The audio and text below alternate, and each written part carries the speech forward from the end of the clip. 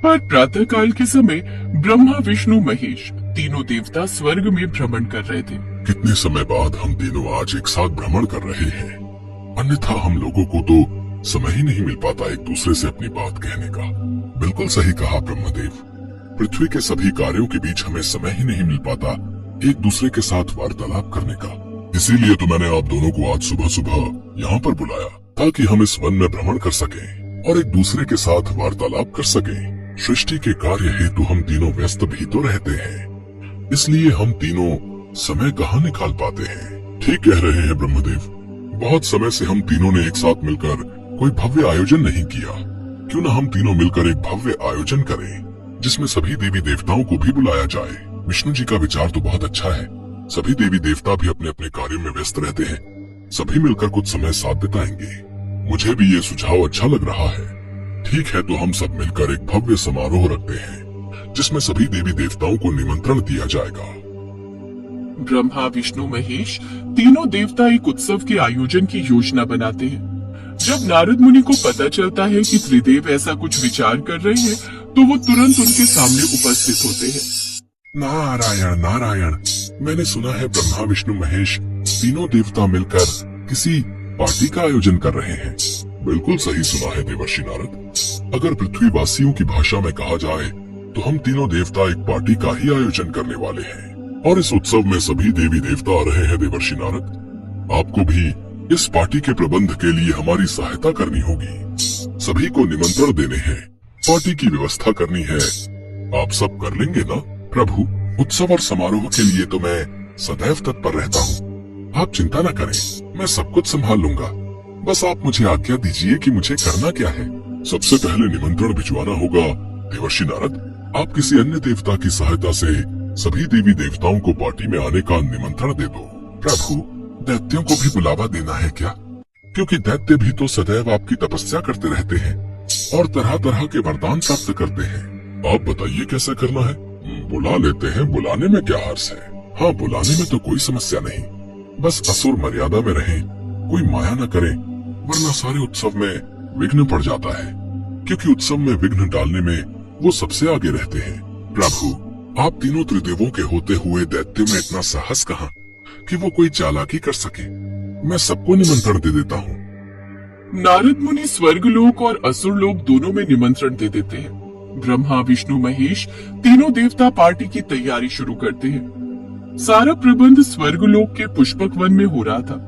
सभी देवी देवता पार्टी में आने के लिए तैयार हो रहे थे, पर असुर सीधी तरह से पार्टी में आ जाए ऐसा तो हो ही नहीं सकता था।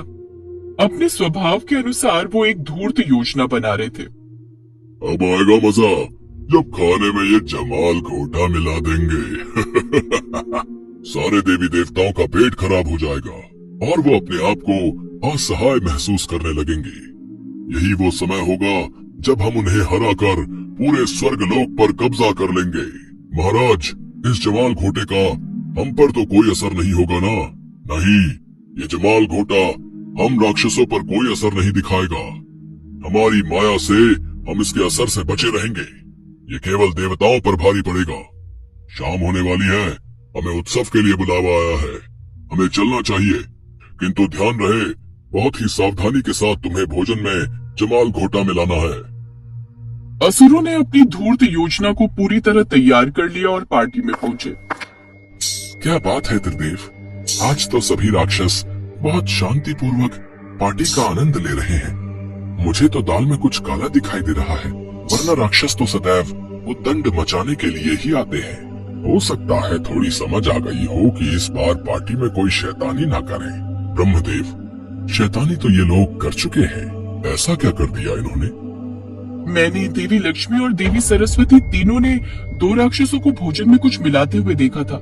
कहीं ऐसा तो नहीं इन्होंने भोजन में कुछ ऐसा मिला दिया जिसकी वजह से हमारी सेहत बिगड़ सकती हो? स्वामी, आप कुछ कीजिए। भोजन तैयार है, पार्टी शुरू हो चुकी है। सभी देवी देवता और उनके परिवार पार्टी का आनंद ले रहे हैं और भोजन भी शुरू हो जाएगा। आप चिंता न करें, हम त्रिदेवों के होते हुए ये पार्टी खराब नहीं होगी। राक्षसों ने जो सोचा है उसका उल्टा होगा। राक्षसों ने भोजन में जमाल घोटा मिलाया है। बस वो यही सोच रहे हैं कि इस जमाल घोटे का असर हम पर होगा। किंतु ऐसा कदापि नहीं। जो दूसरों के लिए गड्ढा खोदता है वो स्वयं उसमें गिरता है, यही सत्य है। राक्षसों ने हमारे लिए बुरा सोचा है, किंतु अब उनके साथ बुरा होगा, क्योंकि जो दूसरों का बुरा सोचते हैं उनके साथ स्वयं बुरा होता है। सभी देवी देवता जान चुके थे कि राक्षसों ने भव्य भोज में जमाल गोटा मिला दिया है, जिससे देवी देवताओं का पेट खराब हो जाए और वे कमजोर हो जाए। राक्षस इस बात से अनभिज्ञ थे कि उनकी योजना उन्हीं पर भारी पड़ने वाली है। अब आएगा मजा।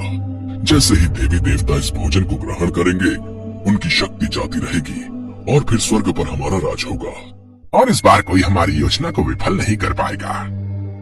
लेकिन असुर ये भूल गए थे कि वे त्रिदेवों की माया को समझ नहीं सकते।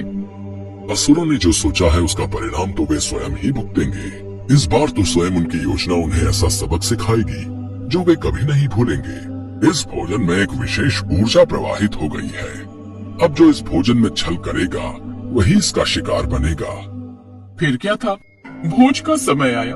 सभी देवी देवता भोजन ग्रहण करने के लिए पंक्तिबद्ध हो गए। लेकिन जैसे ही असुरों ने स्वयं उस भोजन को चखा, उनकी योजना उन्हीं पर भारी पड़ गई।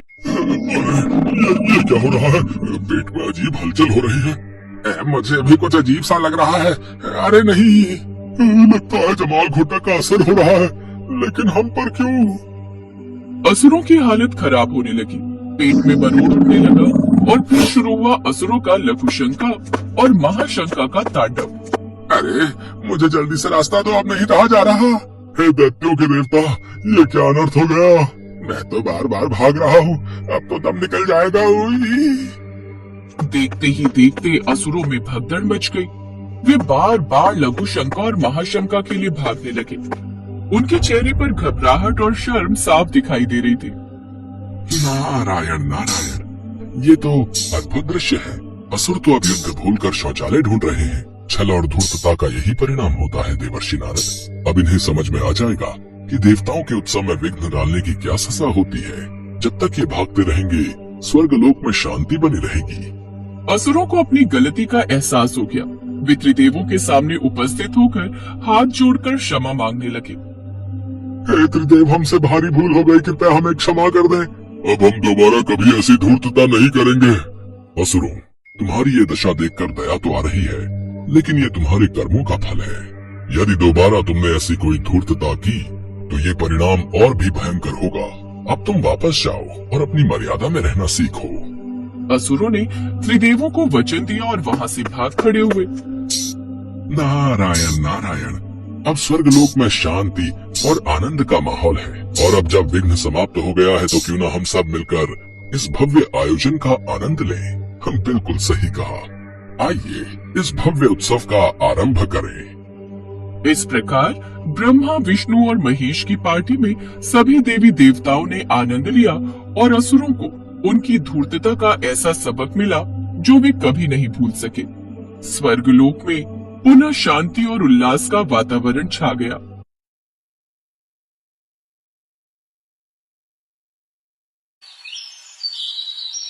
भूख प्यास की परवाह न करते हुए सदैव तपस्या में लीन रहने वाले भगवान शिव को कुछ दिनों से इतनी भूख लग रही थी।